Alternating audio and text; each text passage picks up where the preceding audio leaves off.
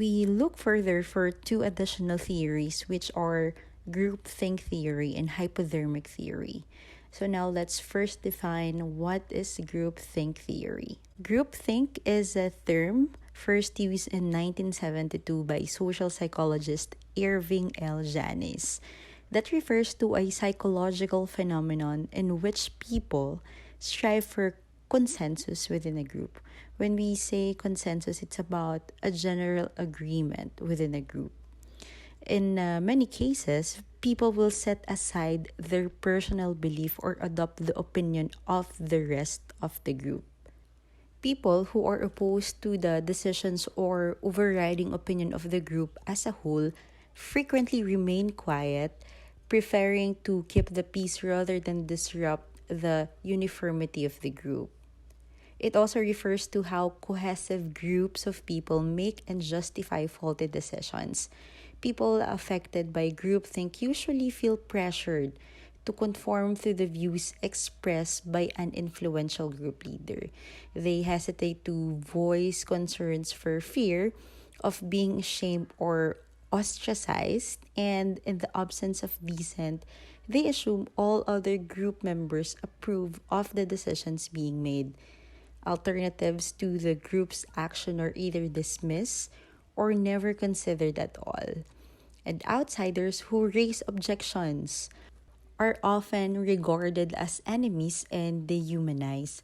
Group thinking most often arises in homogeneous, insulated groups that possess no clear guidelines for decision making.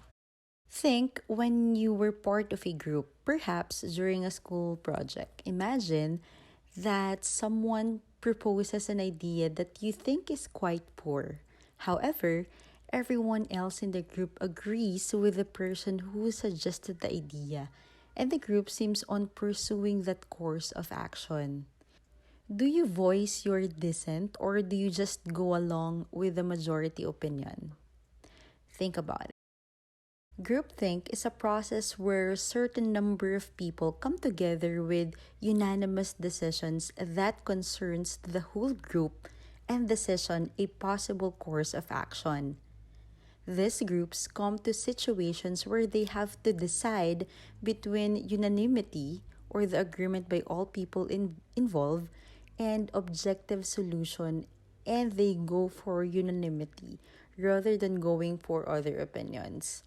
And here, the other options might be more beneficial, but they choose to be united to avoid conflicts or due to group pressure. Group cohesiveness also increases groupthink. The need of unanimity is taken seriously because motivation and satisfaction of the members is important for a dedicated workforce. In many cases, people end up engaging in groupthink when they fear that their objections might disrupt the harmony of the group or suspect that their ideas might cause other members to reject them. The irony of groupthink is, though many people may be involved in making a decision, the power of many minds is not enough to prevent a poor choice from being made. Understanding how to recognize groupthink is the first step toward preventing it. Janice suggested that groupthink tends to be the most prevalent in conditions where there is a high degree of cohesiveness, situational factors that contribute to deferring to the group, such as external threats, moral problems, difficult decisions, and structural issues such as impartial leadership and group isolation. Let us enumerate the 8 symptoms that indicate group thinking. Number 1 is illusion of invulnerability. The group believes failure is impossible. Number 2, collective rationalization. Group members invent reasons to ignore warnings and refuse to objectively evaluate their stance on an issue. Number 3 is inherent morality. The group assumes all its actions are ethical and beneficial. Number 4, stereotyping. The group creates negative views of opposing groups to avoid rationally addressing objections to its activities. Number five is direct pressure to conform, which are the members are discouraged from dissenting. Number six is self censorship. The members willingly refrain from expressing doubts or objections. Number seven is illusion of unanimity. Because dissent is never voiced, members assume everyone in the group agrees with the decisions made. And number eight is mind guards. Some members voluntarily act to shield the group from dissent or criticism. This theory brought benefits and danger at the same time. So, groupthink can have some benefits. When working with a large number of people, it often allows the group to make decisions, complete tasks, and finish projects quickly and efficiently. So, the forces of multiple ideas can submerge to definite effectiveness of the group. It saves time as well and contributes to effective outcome. And however, this phenomenon also have cost at all. So the suppression of individual opinions and creative thought can lead to poor decision making and inefficient problem solving. So this suppression can consider a big factor in group thinking theory.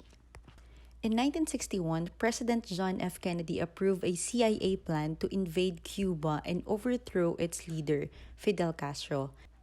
Kennedy's belief in the infallibility of the mission and its organizers resulted in troops being inadequately equipped for combat. Members of Kennedy's administration who disagreed with the mission failed to speak up. The event, known as the Bay of Pigs invasion, ended in disaster. Similar circumstances contributed to the explosion of the Space Shuttle Challenger in 1986. Eager to launch the shuttle on schedule, NASA managers ignored warnings about launching in low temperatures. They also knew of a flaw in the shuttle's O-rings but did not nothing about it. Engineers who first opposed the launch for safety reasons later assented. 73 seconds after the shuttle took off, it burst into pieces, killing all seven of its crew members. Whether a group will succumb to groupthink depends on the norms the group establishes for decision making. Groups that remain from promoting a single agenda encourage members to share their concerns, allow independent evaluation, seek expert input and feedback, critically weigh all alternatives, and develop contingency plans can avoid and even correct groupthink. Those that lack impartial leadership, good decision making methods, and external input, on the other hand, are highly susceptible to groupthink. High stress situations, such as those involving external threats or moral dilemmas, can also lead to groupthink. Despite the applicability and popularity of groupthink theory, however, few studies have been done on the subject. A clear methodology for evaluating groupthink has not yet emerged due to all the variables involved. Groupthink research is highly subjective, and researchers who observe group decision making often disagree on when or why groupthink occurs. Some of the studies then have led to conflicting conclusions about which factors are more predictive of groupthink. Nevertheless, groupthink remains an important theory of communication because it shows how communication can break down under social pressure. To avoid groupthink, it is important to have a process in place for checking the fundamental assumptions behind important decisions, for validating the decision making process, and for evaluating the risks involved. It is important to explore objectives and alternatives, encourage challenging of ideas, and have backup plans, and so others. If needed, gather data and ideas from outside sources and evaluate them objectively. If at any point group this is detected, go back to the beginning and recheck the initial alternatives. Discuss in the group about the threats of group. Think and then make an active effort to increase the effectiveness of decision making by analyzing all the angles. it is best to establish an open climate and assign the role of critical evaluator. Group techniques like brainstorming, nominal group technique, six thinking hats, the Delphi technique, and whatsoever can be used. Make it compulsory to go through certain practices like risk analysis, impact analysis, and the use of the ladder of inference. Use a policy forming group which reports to the larger group and use different policy groups for different tasks. Let's watch the video related to groupthink theory. Apple products are the best and they're very user-friendly. When you hear your friends make that statement, do you ever question it? Even though you disagree, you keep your mouth shut because you don't want to be an outcast. That's conformity. When conformity within a group leads to dangerous results, it's called groupthink. There are 8 symptoms of groupthink, which we can see on these 3 budding entrepreneurs. Dave, Frank, and Sylvia are planning to launch a startup which sells used tissues online. You and I, we both know that's the lamest idea ever. But sometimes things play out differently when group dynamics are involved. Here's a sneak peek. Dave says, "We should start selling used tissues. No one has done that yet, and if anyone can do it, it has to be us." That's illusion of invulnerability. Then Frank says, "I know, right? No one is as smart as us to have thought about this killer concept." This is stereotyping others. Silently, Sylvia thinks, yes, because it's a stupid idea. But she doesn't say it, which is self-censorship. Then Dave says, "Sylvia, you agree, right? You seem so excited." That's illusion of unanimity. Sylvia finally says, used tissues, you guys? Seriously? What about the germs? Ew!" But Dave counters, "What germs? We are selling sentiments here. Used tissues have a history, and you gotta respect the sentimentality." That's unquestioned belief. Frank reassures, "I'm sure Sylvia agrees that selling used tissues is a brilliant idea. She just doesn't know it yet." This is direct pressure. Sylvia shrugs, saying, "Yeah, I guess. Maybe we can launch Tissues for Issues and make it a noble cause specific project," which is rationalizing. We'll have to test it though. No tests. We are going to launch a Kickstarter campaign. We are going to be huge, says Dave. He's being a mind guard, which is a person who prevents dissent. And thus, the 3 fools launched a used tissue business. Now that you know the symptoms of groupthink, leave us a comment below and tell us if you have ever been a part of groupthink, knowingly or unknowingly.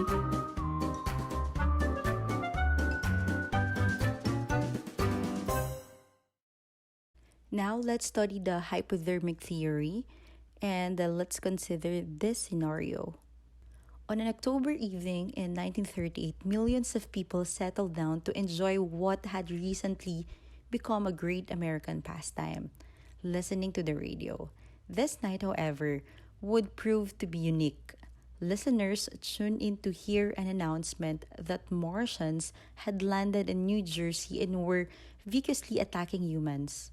Although the announcement was part of a radio adaptation of H.G. Wells' famous novel War of the Worlds, and although listeners were warned that the broadcast was fictional, panic erupted within the population. Some people fled homes and cities, while others rushed to purchase emergency supplies and began stockpiling food. Thousands of frantic phone calls poured into local police, firefighters, and hospitals. The incident, often referred to as the panic broadcast, was soon cited as an example of hypodermic needle theory of communication. Formed in response to the rise of mass communications and the emergence of propaganda technique in 1930s. Hypodermic needle theory implies that the media has the power to inject highly influential messages directly into passive and susceptible audiences. Since those audiences have no other sources of information by which to compare the media's messages, they have no choice but to act on those messages. The theory is known by other names as well as magic bullet theory, transmission belt model, and hypodermic syringe model. As we view this model, the mass media could influence a very large group of people directly and uniformly by shooting or injecting them with appropriate message designed to trigger a desired response. So let's emphasize the word shooting and injecting. Okay, so the highlighted shape represents the opinion leader, and the not shaded one are those individual in social contact with an opinion leader. The message caused the instant reaction from the audience mind without any hesitation is called again magic bullet theory. The media, which is the needle, injects the message into audience mind and it causes changes in audience behavior and psyche towards the message. Audience are passive and they can't resist the media message. Let's define in simplest form about this theory. It is also known as hypodermic syringe model of communications and referred to as the magic bullet. According to Katz and Lazarfeld, the model is rooted in 1930 behaviorism and is concerned by many to be no longer exist. The message is a bullet fired from the media gun into the viewer's head. The hypodermic needle model suggests that media messages are injected straight into a passive audience which is immediately influenced by the message. And just like other theories, hypodermic embodies different assumptions. Number one is humans react uniformly to stimuli. Number two is that the media's message is directly injected into the bloodstream of a population like fluid from a syringe. Messages are strategically created to achieve desired responses.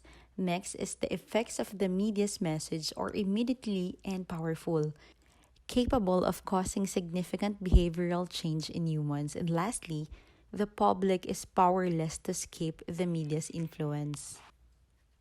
The hypodermic theory comes from a fear of the mass media and gives the media much more power than it can ever have in a democracy.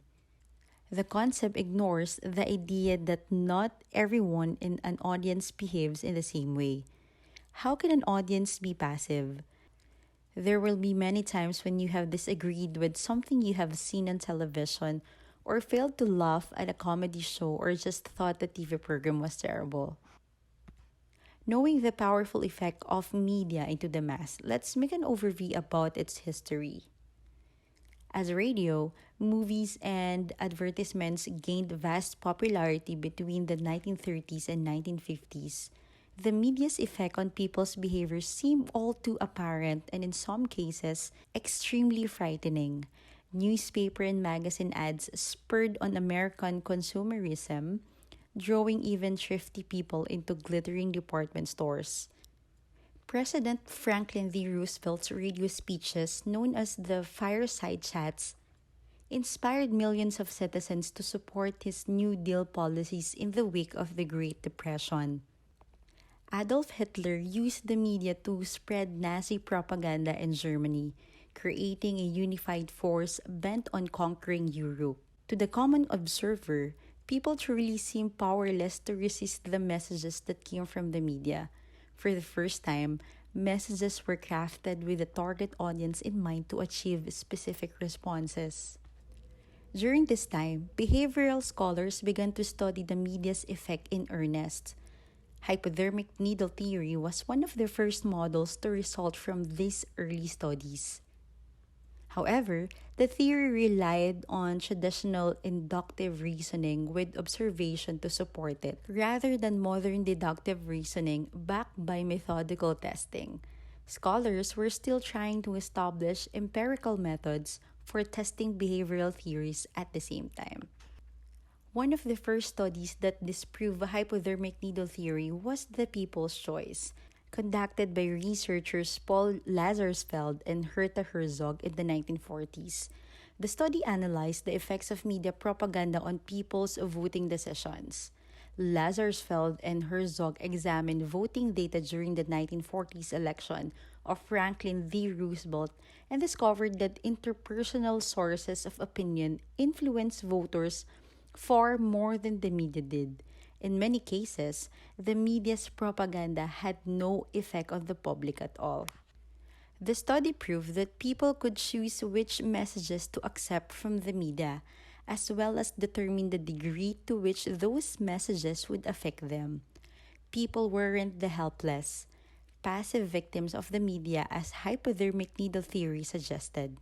From this research, Lazarsfeld, along with Elihu Katz, developed the two-step flow model of communication, stating that the media's messages are first received and interpreted by opinion leaders before they reach the general public. Even the panic broadcast incident used to support hypodermic needle theory was reevaluated and declared to show diverse reactions among listeners. The rise of the selective exposure. Although hypodermic needle theory was instrumental in jump-starting communications research of mass media, it has since faded into obsolescence. With so many sources of information available today through a variety of media outlets, people have more control than ever over the messages that influence them. Many people now exercise selective exposure, seeking out only the information that supports their worldview. Though the media is still very influential today, its influence is far more complex and nuanced than in the early days of mass communication. People can now interact with the media through social networking sites and can even direct the flow of information to others. Factors such as attitudes, beliefs, education, and living situation determine whether a person will accept a message from the media. Still, in spite of the media's overwhelming presence in society, the biggest source of information and influence in a personal life continues to be interpersonal relationships. Consider the video for the summary of hypodermic needle theory. Hypodermic needle theory. This theory is a linear model of communication, and it causes changes in the audience behavior and mindset towards a message.